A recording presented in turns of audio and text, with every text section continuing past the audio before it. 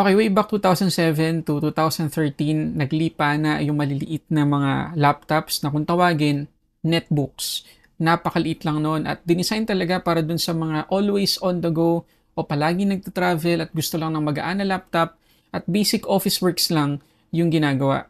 Pero alam natin, wala na yun dahil dumami na yung tablets at sa ngayon, mas malaking laptop, mas okay kasi kadalasan na mas malaking laptop, mas maganda yung specs. Pero kahit ganun, marami pa rin sa atin yung gustong-gusto ng compact or maliit na laptop. Kasi una sa lahat, madaling dalhin, magaan. Pero syempre, kahit compact lang yung laptop na gusto natin maganda pa rin yung specs. Diyan ngayon papasok yung pag-uusapan natin ngayong Chewy Minibook X. Ang liit lang guys. Ang presyo nito ngayon ay nasa 19,000 plus lang. Pero kapag sinamahan natin ng pen, nasa 20,000 plus lang. Nandiyan yung link sa description box sa baba kung gusto nyo i-check yung updated pricing. At kung sakaling bibili na kayo, gamitin nyo lang yung code na SULIT or SULIT para sa additional 15% discount. May mga bago na namang mga power banks ang Ugreen. Nandito sa atin ngayon itong 20,000 mAh 130 watts at 12,000 mAh 100 watts na Nexode power banks. Nexode meaning safe na safe tong gamitin compared sa ibang power banks ngayon. Maliban sa malaking capacity, parehas merong display yung dalawang power bank na to. Ang kaibahan lang nitong 20,000 mAh smart na yung display. Meaning, mas detailed yung makikita natin information kasama na yung output power sa bawat device na charge natin. 3 device na yung pwede nating ma-charge dito ng sabay-sabay. Itong 12,000 mAh naman, battery remaining yung makikita natin sa display at pwedeng 2 device ang ma-charge ng sabay. Alin man sa dalawang Nexode power banks ang piliin natin, pareho silang may 13-layer safety protection kaya hindi lang mabilis, safe paggamitin at pwede natin dalhin sa mga flight natin. Compatible to sa phone, sa tablet, laptop, gaming console, camera, mga TWS, at kahit ilaw pa ng camping site. Kaya kung mahanap kayo ng power bank na hindi lang malaki ang capacity, hindi lang mabilis, kundi safe paggamitin, Nexode power banks ng Ugreen ang bilhin nyo. Nandiyan yung links sa baba. Okay, same pa rin guys sa itsura ng box ng Minibook X. Katulad sa ibang mga Chewy laptops, mas maliit lang talaga yung size nito. Yung nandito sa atin ay 512 GB na configuration. At kapag inopen natin yung box, ang una natin makikita ay isa pang maliit na box. At nandito sa loob yung 36 watts na charger na buti na lang USB-C na. At ito na yung Minibook X na nakabalot sa tela. Nung una ko talagang nahawakan at nakita itong Minibook X, may something talaga sa design niya na nagustuhan ko agad. Ito din pala guys yung Hypen H8 na stylus. Mamaya, i-test natin kung okay to pagdating sa latency. Okay, so obviously, ang una natin gustong pag-usapan at alamin dito sa Minibook X ay yung design. Kagaya na sinabi ko kanina, sobrang liit, sobrang gaan lang, at talagang saktong-sakto para dun sa mga palaging on the go at gusto lang ng maliit na laptop na parang tablet lang, madaling ilagay sa bag, hindi mabigat. So, tingnan natin kung comfortable pa rin tong gamitin. Napaka-plain lang guys ng harap nitong Minibook X, as in walang kahit anong design or branding. Pero matte finish naman kaya hindi kapitin ng smudges. For comparison pala, ito yung iPhone 15 Pro. O diba? Parang naka-iPad mini ka lang. Napakadaling ilagay sa bag at dalhin kahit saan. Nasa almost 1 kilo or 918 grams to be exact yung weight nito, and for me, para sa isang laptop, sobrang gaan yan. Sa left side makikita natin yung audio jack at yung air vents para sa cooling system. Sa right side naman, makikita yung dalawang USB-C at yung isa, pwede sa charging, data at display. Nandito din yung power button. Sa ilalim, may mga rubber feet tayong makikita at meron tayong dalawang speakers sa magkabilang side na mukhang SD card reader. At itong Minibook X guys ay naka Wi-Fi 6 na at Bluetooth 5.2. So latest naman at mabilis yung connection na pwede nating ma-experience dito kahit paggamitan natin ng wireless keyboard, wireless mouse o TWS. Pero i-check natin kung anong klaseng speed yung pwede nating expect dito pagdating sa browsing. So ito guys yung score na nakuha natin sa browser bench kapag Microsoft Edge yung ginamit natin. 9.69. Sa Firefox naman, 9.91. At kapag Chrome browser, 11.3. So talagang basic na web browsing lang yung pwede nating ma-expect dito sa MiniBook X.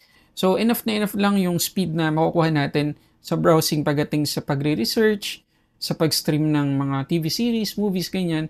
Pero para magka-idea lang kayo guys, yung score na nakuha natin dito sa desktop na ginagamit ko sa Safari browser ay 25.1. So again, talagang basic speed or performance lang yung makukuha natin dito pagdating sa internet browsing. At ang kakaiba't special dito sa MiniBook X ay yung iba't ibang modes niya. Pwede natin itong gawing flat, pwedeng gawing tent mode kung sakaling gusto nating manood ng movies, at yung pinaka-favorite ko, tablet mode. Ngayon, pagdating sa tablet mode guys, masasabi kong nasa comfortable side na siya. Pwede talaga as tablet. Meron lang kayong dalawang bagay na kailangan i-consider kapag gagamitin nyo to as tablet. Okay, una sa lahat, kapag naka-tablet mode na siya, medyo maaanoy kayo na palagi nyo napipindot yung mga keys dito sa kanyang keyboard. Pero huwag kayong mag-alala kasi wala namang epekto yan kapag naka-tablet mode tayo. Kasi naka-disabled lahat yung keyboard natin, pati na rin yung trackpad. At ang isa pa na kailangan ninyong tandaan kapag gagamitin ito as tablet mode, mabigat pa rin siya compared dun sa ibang mga Android tablet sa market ngayon. Again, 918 grams yung weight nito. And kahit na medyo mabigat naman at medyo makapal, kagaya na sinabi ko kanina, nasa comfortable side siya, lalo na kapag nasanay ka na. Very responsive naman yung display kapag naka-tablet mode at talagang maliwanag yung screen kahit 50% lang yung brightness. Mapapansin nyo din na kahit compact yung size ng MiniBook X, normal size naman yung mga keycaps niya kaya less pa rin yung errors sa pag-type dito.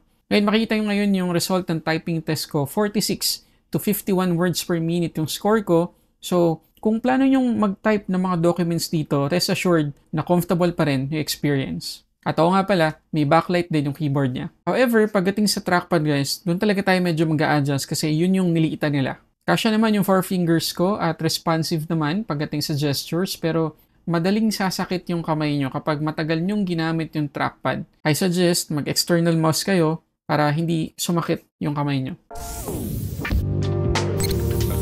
Ngayon pagdating sa display, meron tayo ditong 10.51 inch IPS LCD 920 by 1200 yung kanyang resolution at yung kanyang refresh rate 50 Hz lang. Ito siguro yung pinaka-disappointing dito sa MiniBook X. No? 50 Hz lang yung kanyang refresh rate.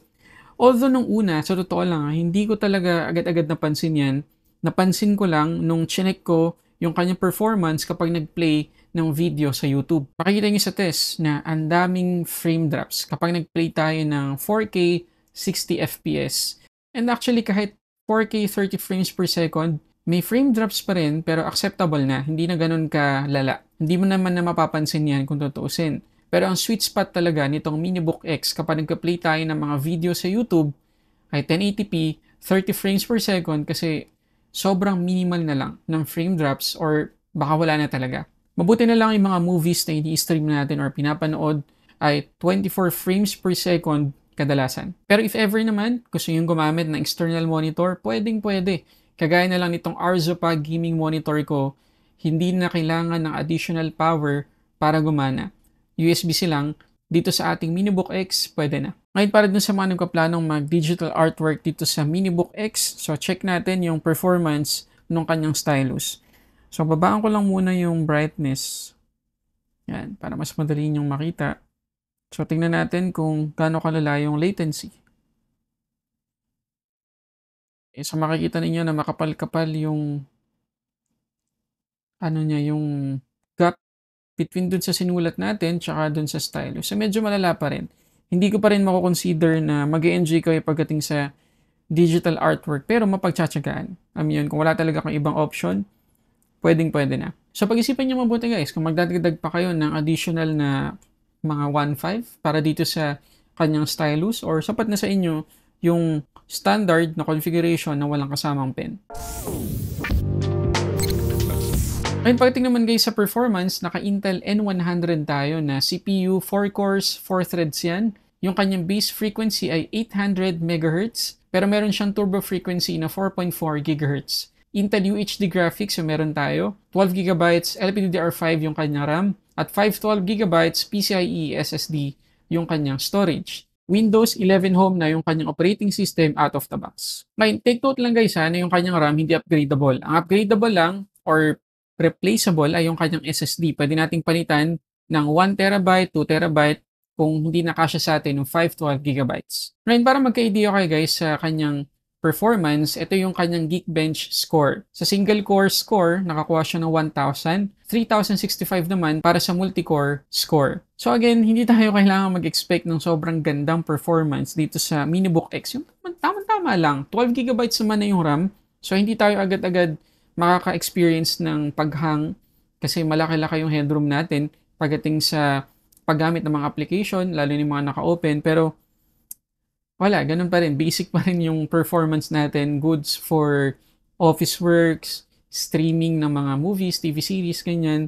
Kahit basic video editing, pwede. At para mag-idea lang din kayo, yung usual na Geekbench score na nakukuha natin sa mga PC na medyo maganda-ganda yung specs ay nasa 2,000 and above. Pagdating naman sa multi-core score, 7,000 above yung score natin. So, medyo malayo talaga. Pero sinubukan ko siya guys sa CapCut. Smooth naman. So, kung plano nating gumawa dito ng mga basic video editing, pwedeng-pwede. Pagdating sa gaming, kaya din naman niya, pero wag yung masyadong mabigat para hindi tayo ma-disappoint. Anyway, hindi mo naman bibilin itong MiniBook X for gaming purposes. So, ang kailangan nyo guys, dito sa MiniBook X, hindi lang budget, tamang expectation din pagdating sa performance at yung magbibigay sa ating serbisyo nitong laptop na to. So, again, para sa murang presyo, 20,000 plus, meron ka ng laptop, meron ka na ring tablet, Windows pa. Pagdating naman sa battery, meron tayong 28.8 watt-hour na capacity. Ngayon sa continuous use, makikita nyo dito sa screenshot, 2 hours and 47 minutes na yung screen on time, meron pa tayo natitirang 70%. Pero syempre, basic lang din yung ginawa ko. Kaya ko nakuha yung ganyang kagandang screen on time. Nag-browse lang ako sa internet, nag-play ng mga video sa YouTube, nag-install ng mga application, mga ganun lang. Pero kung bibigatan pa natin, mas mababa pa dyan, makukuha nating SOT. At kapag sinacharge ko guys, itong MiniBook X ko, usually ang ginagamit ko sa kanya ay power bank lang kasi pwede naman dito sa USB-C niya. Okay, so for 20,000 plus, masasabi niyo bang sulit bilhin itong MiniBook X ng Chewy? Comment kayo dyan sa baba. Kung ako yung tatanungin nyo guys, okay siya eh. Depende actually sa pangangailangan natin. Kung kagaya sa ko kanina, palagi tayong on the go, gusto lang natin na magaan palagi yung dala-dala natin. At basic na office works yung kailangan natin gawin, mabibigat na mga application ang kailangan nating patakbuhin, hindi tayo nag-games, ganyan, ay saktong-sakto to sa atin. O kaya, kung gusto natin tong gawing daily PC, kabitan lang natin external monitor, pwede din. Minimalist pa yung setup natin. So, para sa akin, sulit siya para sa presyo na yan. Lalo na, may 50% off pa kapag ginamit nyo yung code na SULIT or sulit sa kanilang website. So, yun muna guys. Maraming salamat sa panonood. Para sa samot-saring unboxing and reviews, this is Sulit Tech Reviews.